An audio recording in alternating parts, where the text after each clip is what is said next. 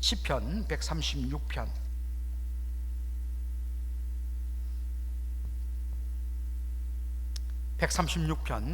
12절로 16절.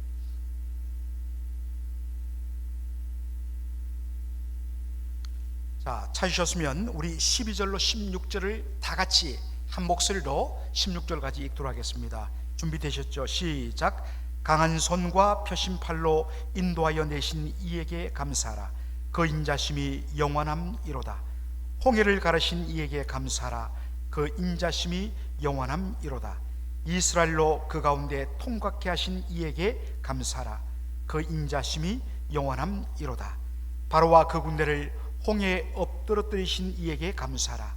그 인자심이 영원함이로다. 그 백성을 인도하여 광야로 통과케 하신 이에게 감사하라. 그 인자심이 영원함이로다. 아멘.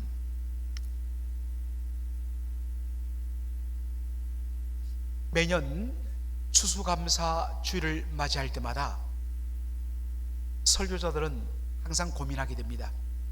왜냐하면 추수감사절뿐만 아니라 성탄절, 부활절, 이와 같은 절기 때마다 그 절기와 관련된 주제로 말씀을 전해야 되는데, 사실은 물론 감사의 관점을 보면 창세기로부터 요한계시록 전체가 다 감사의 내용이지만, 그래도 그 감사의 내용을 잘 담아낼 수 있는, 부활의 내용을 담아낼 수 있는, 성탄의 내용을 집중적으로 담아낼 수 있는 본문은 한정되어 있다 보니까 어떤 의미에서는 매년마다 돌아오는 절기 때마다 그 절기와 관련된 설교를 하는데 고민이 이만저만이 아닌 것도 사실입니다.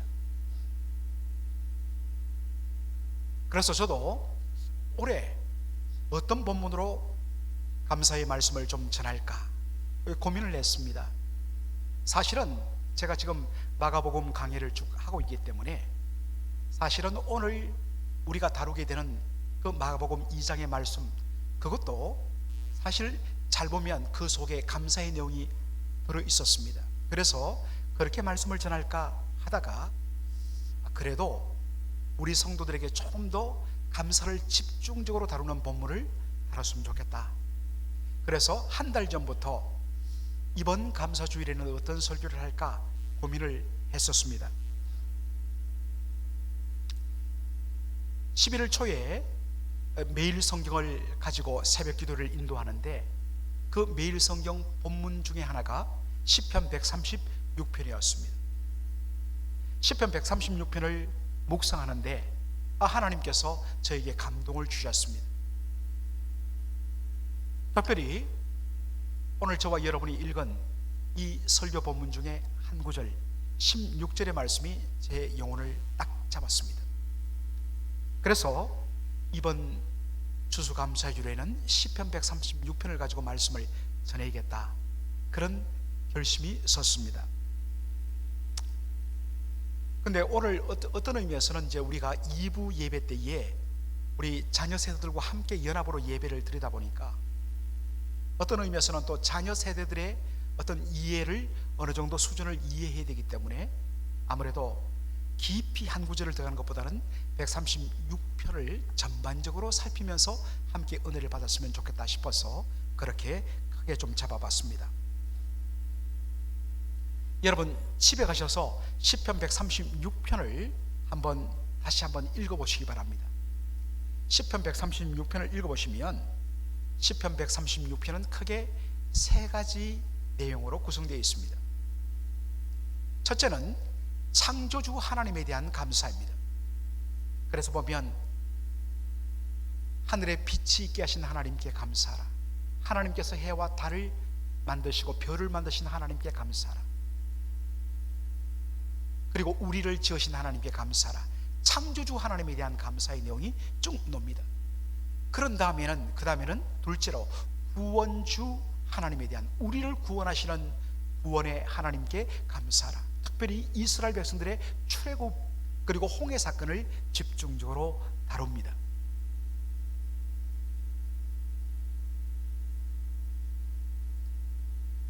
그 다음에 세 번째로는 마지막 뒷부분에 우리의 삶의 필요를 공급하시는 하나님께 감사라 하는 내용이옵니다. 하나님은 우리의 영혼에 복을 주시는 구원의 주민일 뿐만 아니라 우리의 이 땅의 삶, 육신을 갖고 이 땅을 살아가는 우리의 삶에도 사랑과 관심을 쏟으시는, 그래서 우리의 삶의 필요를 공급하시고 채우시는 섭리의 하나님이란 사실입니다. 시편 136편은 이 세 가지의 감사로 되어 있습니다. 사실 우리가 날마다 하나님 앞에 기도할 때에 우리의 기도의 제 첫 번째는 하나님에 대한 찬양과 감사와 경배의 내용이죠. 그럴 때 여러분들 무엇으로 감사하시겠습니까? 여러분의 기도 속에 꼭 담아야 할 세 가지 감사: 창조주 하나님에 대한 감사, 나를 구원하신 구원주 하나님에 대한 감사, 그리고 반드시 지금까지 채우셨고 또 앞으로도 지금 당장은 어렵고 힘든 부분이 있지만 내 삶은 주의 은혜 손에 붙들려 있고 그분은 나를 책임져 주시는 나의 아버지시다. 그러므로 주실 줄로 믿고 믿음으로 감사하는 감사, 이 세 가지가 저와 여러분의 기도 속에도 매일마다 들어져야 되는 거룩한 제사라는 사실입니다. 첫 번째, 여러분들 창조주 하나님에 대해서 감사를 우리가 아릴 때 무엇으로 감사하면 좋겠습니까? 오래전 이야기입니다. 제가 미시간에 공부하러 왔더니 다른 교단의 목사님, 지금 그분은 그 교단 신학교의 중진 교수님으로 사역하고 계시는 분인데, 그분이 딸을 하나 낳았더라고요. 저희들은 그 당시 아이가 없었는데, 근데 딸을 보니까 아이가 그렇게 예쁘지는 않아요. 그러면서 그 목사님이 자기 딸 낳은 이야기를 하시더라고요. 첫 번째 딸을 낳고 보니까 자기가 보기에도 외모가 그렇게 예쁘지는 않더래요. 그래서 이제 난 지 한 달 만에 그 아이를 데리고 섬기는 교회로 갔답니다. 아이고, 전도사님, 신학생이었으니까, 전도사님 딸 낳고 오셨네요 하면서 권사님 한 분이 그렇게 반겨주시더란 겁니다. 그리고 어디 보자 해서 아이 얼굴을 보는 순간 권사님 갑자기 말씀을 안 하시고 고민하더란 겁니다. 왜 그랬을까요? 뭔가 칭찬은 해주고 싶은데 안 봐도 얼굴이 그렇게 예쁘지는 않거든요. 그래서 권사님이 고민하다가 이렇게 이야기하더랍니다. 아이고, 전도사님, 우리 따님 피부가 참 곱네요. 여러분, 갓난 아이 중에 피부가 곱지 않은 아이 어디 있습니까? 다 곱지요. 뭔가 칭찬하고 싶은데 마땅히 할 것이 없으니까 그렇게 말을 하더란 것입니다. 그런데 여러분 어떨까요? 다른 사람의 눈에는 외모로 판단하기 때문에 그렇게 예쁘지 않을 수 있습니다. 그러나 그 아이의 아빠 엄마의 눈에는 세상 천하 없는 미스 코리아고 세상 천하 없는 절세 미인인 것입니다. 얼마나 그 딸에 대한 자부심과 사랑이 가득한지 말로 다 못합니다. 사랑하는 성도 여러분, 어떤 의미에서 이것은 바로 하나님께서 우리를 바라보시는 마음을 잘 보여주는 것입니다. 왜냐하면 우리는 모두가 하나님의 존귀한 형상으로 지음받은 그러한 귀한 존재이기 때문입니다. 사람 보기에는 못나 보일 수 있습니다. 사람 보기에는 천해 보일 수 있습니다. 그러나 우리 하나님 보시기에는 저와 여러분 한 분 한 분은 이 세상에 그 무엇과도 바꿀 수 없는 존귀한 존재인 것입니다. 하나님 보시기에 여러분은 가장 사랑스러운 존재인 것입니다. 왜냐하면 하나님의 형상으로 지음받은 존재이기 때문입니다. 여러분은 하나님 앞에 정말 특별한 존재입니다. 하나님에 대한 감사와 아울러서 여러분, 사실은 우리가 우리 자신에 대해서 믿음의 관점으로 우리가 우리 자신을 격려하고 칭찬하고 축복할 필요가 있습니다. 우리는 보통 칭찬과 격려를 다른 사람에게 하는 것으로 많이 그렇게 알고 있는데 당연히 그렇죠. 그러나 우리를 하나님의 형상으로 지은 그 하나님의 눈으로 우리 자신을 향하여서 여러분 격려하고 칭찬할 필요가 있다는 것입니다. 자신의 이름을 부르면서 여러분 한번 해보십시오. 거울을 보고 야 누구야, 너 정말 하나님의 형상으로 지음받은 존귀한 존재구나. 자기를 축복하십시오. 야 누구야, 너는 정말 하나님 앞에 특별한 존재야.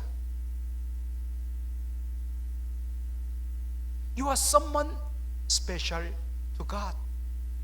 하나님 앞에 someone special, 특별한 존재. 사실은 이것이 우리가, 세상은 그렇지 않더라도 믿음의 성도들이 다른 존재들을 바라보는 눈길이어야 합니다. 여러분, 나를 하나님의 형상으로 지으시고 이 땅에 존재하게 하신 하나님 앞에 대한 여러분 감사가 있습니까? 감사하셔야 됩니다. 그럴 때 우리가 귀한 자존감을 가질 수가 있습니다. 둘째로, 구원의 하나님께 대하여 감사를 어떻게 할까 하는 것입니다. 성도 여러분, 우리가 어떻게 구원을 받았습니까? 이제는 여러분들이 거의 다 암송하는 요한복음 3장 16절에 이렇게 고백하죠. 우리 다 함께 한번 읽어보겠습니다. 하나님이 세상을 이처럼 사랑하사 독생자를 주셨으니 이는 저를 믿는 자마다 멸망치 않고 영생을 얻게 하려 하심이라. 여러분, 하나님께서 당신의 사랑하는 아들 예수 그리스도를 우리를 위하여 보내주셨을 때 우리는 어떤 존재였습니까? 로마서 5장 8절에 우리가 아직 죄인되었을 때, while we were still sinners, 우리가 여전히 죄인 되었을 때에 그리스도께서 우리를 위하여 대신 죽으심으로 하나님께서 우리에게 대한 자기의 사랑을 확정하셨다고 말씀하셨습니다. 그 어떠한 주님의 사랑을 받을 만한 자격 없는 죄인 우리를 위하여 독생자를 보내주셨습니다. 그리고 그 아들 예수가 우리를 대신하여 십자가에 죽으심으로 우리에게 구원이 임했습니다. 사랑하는 성도 여러분, 우리에게 베풀어 주신 이 놀라운 구원의 은혜를 생각할 때 우리가 감사하지 않을 수가 없습니다. 우리가 보통 감사의 조건을 생각할 때 뭔가 나에게 주어진 것, 내 삶에 뭔가 어떠한 눈에 보이는 변화가 일어난 것, 하나님 이것으로 인하여 감사합니다. 그러나 어떻습니까 여러분? 항상 그렇던가요? 항상 우리에게, 남들에게는 주어지지 않은, 예수 믿지 않는 사람들에게는 주어지지 않은 그 무엇이 우리에게 날마다 공급되고, 그렇기 때문에 여러분 우리가 감사할 수 있던가요? 그렇지 않습니다. 저와 여러분이 살아가는 동안 저보다 훨씬 더 인생을 다 살아오신 여러 어른들이 여기 계시지만, 살아가면서 행복할 때도 있지만 행복하지 않을 때가 더 많습니다. 좋은 성적 받을 때도 있지만, 물론 언제나 어떤 면에서는 탑 수준에 있는 사람들은 항상 좋은 성적이지요. 그러나 많은 경우에는 원하지 않았던 점수를 받을 때도 있습니다. 염려, 근심, 걱정 없이 살 때도 있지만 훨씬 더 많은 경우 염려, 근심, 걱정 속에 살아갑니다. 재정적으로 넉넉할 때도 있지만 재정적으로 쪼달리며 어려울 때가 더 많습니다.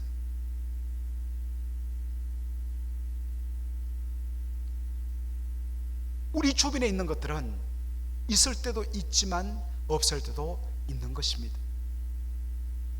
그런데 결코 변하지 않는 것들, 결코 없어지지 아니하는 것들, 그것이 무엇입니까? 그것은 바로 우리를 향한 하나님의 사랑이라는 것입니다. 우리를 향하신 하나님께서 우리를 존귀하게 여기신다는 것입니다. 독생자를 통해서 우리에게 주신 이 구원과 영생은 결코 변하지 않는다는 것입니다. 이것이 우리의 감사의 제목이 되어야 되죠. 왜 우리에게 감사가 넘치지 못하는가? 내가 하나님 앞에서 어떠한 존재이며 그리스도 예수의 십자가 보혈의 은혜를 통해서 내가 받은 그 놀라운 생명이 어떠한 생명인 것을 우리가 기억할 때에 우리는 우리의 전 존재를 드려도 다 드리지 못하는 감사를 하나님 앞에 올려드릴 수 있다는 사실. 셋째로 우리의 삶의 필요를 채워주시는 하나님에 대한 감사입니다. 마태복음 6장 26절, 저희들 산상수훈 강의할 때도 함께 다루었습니다만 다시 한 번 더 보죠. 시작. 공중의 새를 보라. 심지도 않고 거두지도 않고 창고에 모아 들이지도 아니하되 너희 천부께서 기르시나니 너희는 이것들보다 귀하지 아니하냐. 예수님께서 먹고 사는 문제로 염려하는 제자들을 향하여 하신 말씀입니다. 공중에 나는 새들을 보라. 심지도 아니하고 거두지도 아니하고 창고에 모아 들이지도 않는데 저들은 잘 먹고 살고 있다.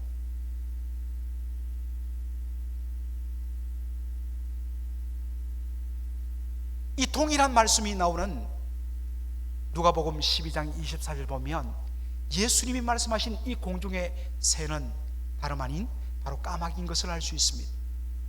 까마귀를 생각하라 하고는 똑같은 말씀을 하십니다. 예수님께서 공중에 날아다니는 수많은 새를 비유로 드시면서 그 중에 특별히 까마귀를 그렇게 지적하셨습니다. 지난번에도 제가 말씀드렸지만 이 까마귀는 레위기 11장을 보면 정결하여 먹을 수 있는 그러한 짐승이 있는 반면에 부정하여 결코 먹지 못하는 짐승들이 있는데 그 리스트가 11장에 쫙 나옵니다. 밑으로 조금 내려다 보면 누가복음 레위기 11장 13절로 15절에 새 중에 너희가 가증히 여길 것 detest, 정말 너희들이 도무지 먹지 못할 부정한 새들이 있는데 이것들은 먹지 말라고 이야기하면서 쭉쭉 이야기하면서 제일 중간 부분에 까마귀 종류를 말씀하십니다.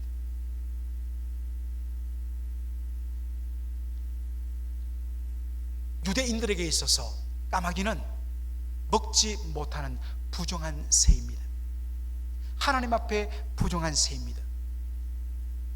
그런데 예수님께서 이 까마귀를 언급합니다.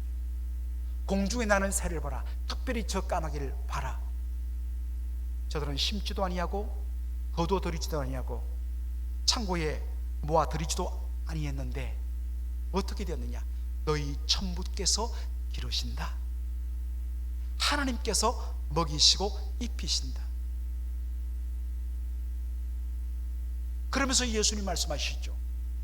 하나님 앞에 부정한 새인 까마귀조차도 하나님이 입히시고 먹이신다면 하물며 너희일까 보냐. 너희들은 이 새들보다 얼마나 더 귀하느냐. 이게 우리 예수님의 논리입니다.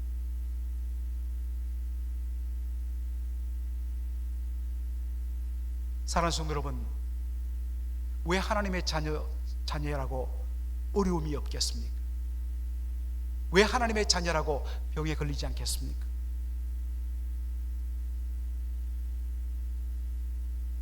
금요일 날 밤에 캘리포니아로부터 문자가 도착했습니다. 제 후배 목사님이었는데, 목사님 잘 지내시죠? 목사님 굉장히 교회적으로 슬픈 소식이 있습니다 하면서 내용이 뭐냐, 그 교회 EM 대학부 학생 4명이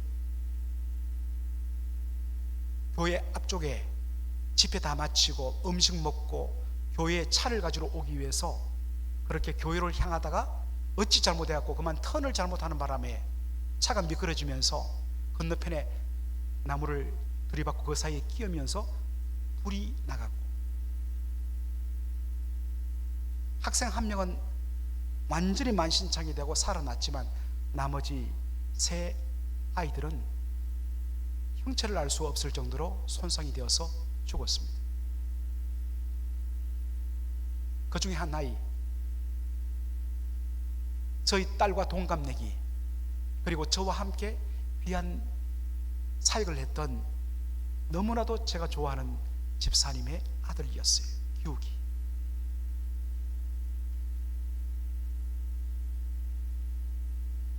목사님의 손자입니다. 그 아버지도 얼마나 교회를 신실하게 섬기는지 몰라요. 그 이야기를 듣고 제 아내가 너무 고통스러워하며 이야기하더라고요. 아니, 왜 하나님, 왜 이런 고통이? 여러분, 그 부모의 마음은 어떻겠습니까?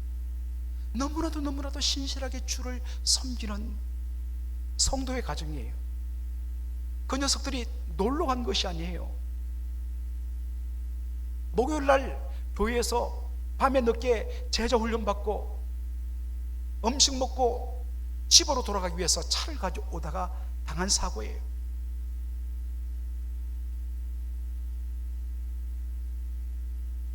예수 믿는 우리에게도 질병이 있습니다. 심지어는 신실한 믿음의 가정에도 이런 고통이 있어요.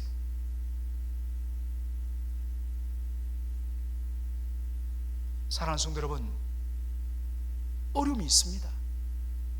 항상 예수 믿는다고 다 행복하지 않아요. 그러나 우리를 붙드시며 우리를 돌보시는 하나님의 은혜의 손길은 떠나지 않는다는 사실입니다. 이런 결국에는 감사는 믿음으로부터 시작되는 거죠. 사랑하는 성도 여러분, 어떻게 감사해야 할까요? 여러분, 있다고 감사할까요? 모든 일들이 잘 된다고 감사할까요? 그렇지 않습니다.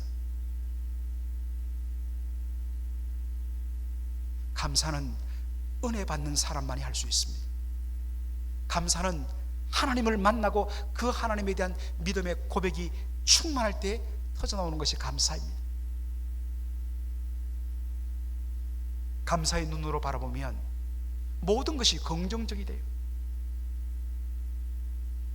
죄송하지만 여러분의 입술에서 부정적인 말이 언제 도느냐를 한번 보십시오. 다른 건 모릅니다. 그러나 분명하게 그 밑바탕에는 믿음의 부재 때문입니다. 그건 분명해요. 은혜의 부재 때문입니다. 그건 분명합니다.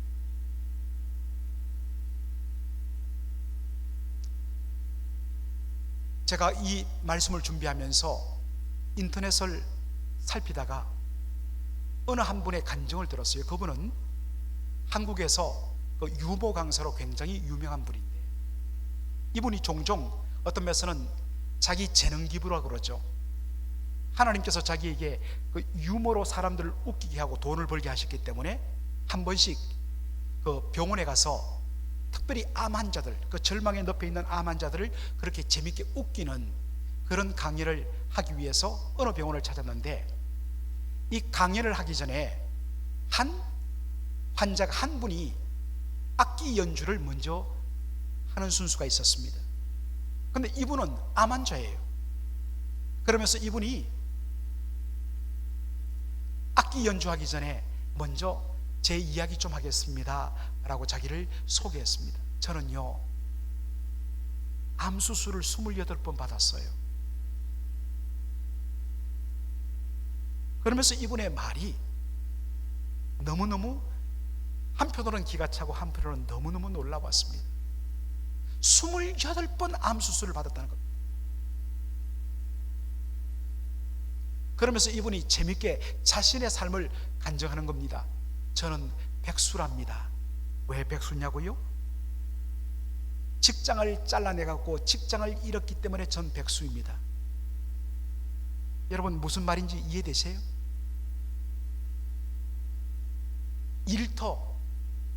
일하는 그 직장이 아니라 이 우리의 어떤 면에서는 이 장기 끝에 달린 바로 그 직장을 말하죠. 근데 이분이 재밌게 워드 플레이를 한 거죠. 저는 직장을 잃어버렸기 때문에 직장이 없는 백수입니다. 저는 계급이 쫄병이에요. 왜냐하면 대장을 잘라냈기 때문에 대장이 없어서 저는 쫄병입니다. 그런데요, 저는 백수이기 때문에 시간이 넘쳐나요. 그래서 이렇게 다른 분들을 섬길 수 있답니다. 전 쫄병이거든요. 그래서 저는 언제나 다른 사람들을 받들어 섬기는데 전혀 불편함이 없어요. 모든 사람들이 웃다가 눈물을 흘렸습니다. 이렇게 살게 하여 주신 하나님께 감사합니다. 28번 암수술하고 몸이 만신창이 되었고, 여러분 직장 잘라내면 항상 이 비닐을 달고 살아야 돼요. 그런데도 그는 자신의 얼마나 이 고통스러운 상황을 믿음으로 바라보면서 그 속에서 감사를 찾아냈다는 것입니다. 특수한 경우지요. 그러나 참 이러한 부분들이 우리에게 던지는 도전이 있습니다. 저 사람도 저렇게 감사하는데 우리가 감사할 것이 어디 있는가? 오늘 참 염려해요. 우리 김인강 목사님이 통역을 할 건데, 직장을 잃어 백수가 되었습니다. 이걸 어떻게 설명할 건지, 대장이 없어서 저는 쫄병입니다, 이것을 어떻게 할 건지 참 고민을 하시더라고요. 마지막으로 시편 136편 보면 제가 처음에 언급했던 또 하나의 특이한 감사가 옵니다. 그것은 16절의 말씀입니다. 우리 다 같이 한번 읽어보죠. 시작. 그 백성을 인도하여 광야로 통과케 하신 이에게 감사라. 그 인자심이 영원하미로다. 여러분, 시편 136편 16절 이전에는 하나님께서 이스라엘 백성들을 출애굽 엑스더스하고 홍해를 가르시고 그들을 인도내신 놀라운 구원의 사건이 있습니다. 그리고 17절 16절 다음부터는 하나님께서 가나안 땅을 완전히 정복하면서 놀랍게 이스라엘 백성들로 하여금 적과 흙물이 흐르는 가나안 땅을 다 차지하게 하신 놀라운 은혜의 역사들이 기록되어 있습니다. 그런데 16절에 그 백성을 인도하여 광야로 통과케 하신 이에게 감사라. 여러분, 이스라엘 백성들을 출애굽시킨 하나님의 최종적인 목적지, 그 최종적인 목적지는 어디일까요? 그렇습니다. 적과 꿀이 흐르는 가나안 땅입니다.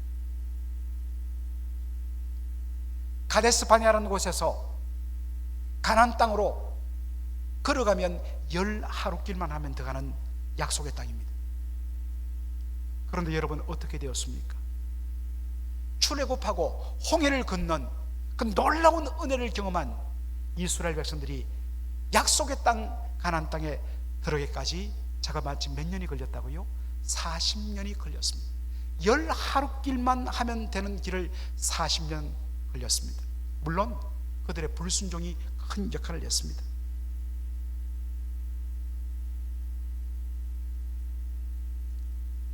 열 하루만 하면 들어갈 수 있는 그 길을 왜 하나님이 40년간 그토록 고생하게 했는가? 그래서 그들은 불평했고 원망했습니다. 처음에는 이해가 되지 않았습니다. 그런데 40년 광야 생활을 끝마치고 뒤를 돌아보니까 감사가 절로 나왔습니다. 만일 전혀 준비되지 않은 채로 우리가 곧바로 가나안 땅에 들어갔다면 하나님의 은혜 가운데 가나안 땅은 차지할 수 있을지 몰라도 전혀 영적으로 말씀 안에서 훈련되지 않은 이 상태로 들어갔다면 우리는 가나안 땅의 우상 숭배 문화와 타락한 문화에 완전히 녹아져 갔고 하나님의 백성의 정체성을 완전히 잃었을 것이다. 그런데 그것을 아신 하나님께서 우리를 준비시키기 위하여 그 놀라운 복을 온전히 복으로 누릴 수 있도록 하기 위해서 필요했기 때문에 하나님 40년 광야를 통과케 하십니다. 우리의 삶을 돌아보면 각자의 삶 속에 광야가 있습니다. 처음에는 불평불만할 수밖에 없습니까? 하나님, 왜 저입니까?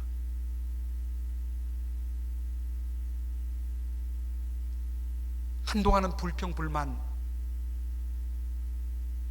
불신앙적인 어떤 말을 우리가 쏟아내기도 합니다. 그러나 지나고 뒤를 돌아봤을 때 하나님 감사합니다.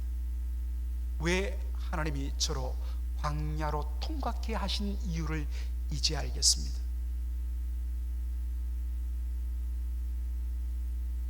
겉으로 보이는 광야의 길은 고난입니다. 고통입니다. 그러나 뒤돌아봤을 때 그 광야는 하나님의 변장된 축복이요, 하나님의 감사와 인자심의 손길이었습니다.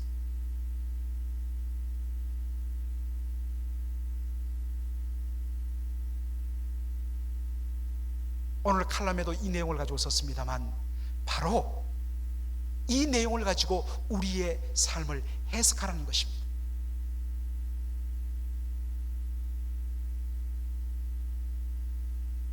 그저 그냥 감사주일 하루 감사합니다 하고 나서 내려가서 터키 먹고 그걸로 끝나는 게 아니라 딱 이 말씀을 듣고서 내 삶을 해석해 보라는 것입니다. 광야가 있습니까? 이 광야, 왜 재수가 없어갖고 이 광야를 가는 게 아니라 하나님의 주권적인 허용과 선택 속에서, 섭리 속에서 하나님이 광야로 통과케 하고 계신다는 거예요. 그리고 그 속에는 하나님의 인자심이 있다는 거예요. 해석해내야 합니다. 그럴 때 우리가 감사할 수 있습니다. 그럴 때 우리가 원망과 불평의 그 족쇄를 우리가 풀어낼 수 있는 것이죠. 그럴 때 우리가 어떤 면에서는 환경 탓, 다른 사람 탓하지 않고 하나님, 분명히 하나님 은혜 주실 줄로 믿습니다. 허락해 주셨다면 주여 믿음으로 가겠습니다. 거기에 믿음의 고백이 일어나고 거기에 진짜 아멘이 일어나는 것입니다. 말씀을 마칩니다. 여러분, 일본에 마츠시다 전기라고 있죠. 유명한 세계적인 기업인데, 그 마츠시다 전기회사의 창업주인 마츠시다 고노스케, 그 사람이 이름을 따서 이제 마츠시다 전기가 되었는데, 마츠시다 고노스케라는 분이 이런 이야기를, 참 이야기를 듣고서 참 제가 감동이 되었습니다. 여러분, 감옥과 수도원의 공통점은 완전히 세상과 고립되어 있다는 것입니다. 그런데 그 둘의 차이점이 뭔 줄 아십니까? 감옥과 수도원의 차이점은 불평하느냐 감사하느냐의 차이입니다. 감옥이라도 그곳에서 감사할 수 있으면 그곳이 하나님께 예배하고 기도하는 수도원이 될 수 있습니다. 제가 이 마츠시다 고노스케가 예수 믿는 사람인지 아닌지는 제가 확인을 못했습니다. 그런 놀라운 통찰이죠. 저는 이 말씀을 이렇게 패러디합니다. 고난의 자리에 있을지라도 그곳에서 감사한다면 그곳은 바로 천국으로 바뀌고 변합니다. 사랑하는 성도 여러분, 그저 입술 한마디로 아무 생각 없이 감사합니다, 감사합니다 아니라 정말 우리의 인생을 주관하시며 붙드시는 그 하나님의 은혜의 손길을 우리가 믿음으로 바라보면서 우리의 삶을 해석할 때 바로 거기서 나오는 감사는 우리가 처한 이 고난의 땅을, 이 고난의 삶의 자리를 천국으로 바꾸는 놀라운 축복의 열쇠가 된다는 사실입니다. 불평, 불만, 누구 탓, 남의 탓하면 그 열쇠는 끝없이 끊임없이 하나님으로부터 내려오는 축복의 은혜를 닫아버리는 잠그는 자물쇠가 됩니다. 그러나 하나님의 은혜를 믿음으로 바라보면서 우리가 진심으로 감사하게 될 때 그것은 하늘문을 여는 축복의 열쇠가 될 줄로 믿습니다. 그러한 은혜가 저와 여러분, 우리 모든 성도들에게 넘치기를 주의 이름으로 축원합니다. 아멘. 기도하겠습니다.